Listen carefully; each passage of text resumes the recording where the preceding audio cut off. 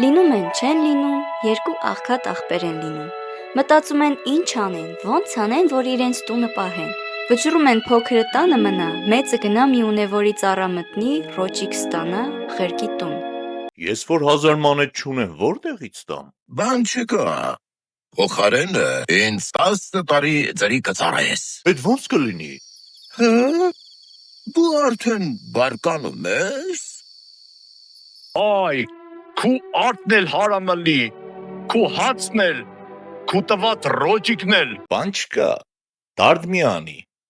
դու տանը կաց,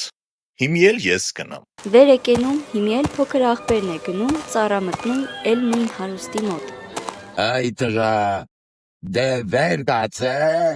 օրը ճաշն առավ։ Հա, բարկանում ես դու։ Չէ, չեմ բարկանում, միայն ասում եմ, պետք է արտը գնանք հնձելու։ Դո վեր կաց, մտնեց, ուրիշները հնձեցին, մեր արտը մնաց, ինչ ես արել, այ անաստված։ Դու ասիր, որ ոչխարը պատահի մորթի։ Ես էլ եկա, բոլորը պատահեցին,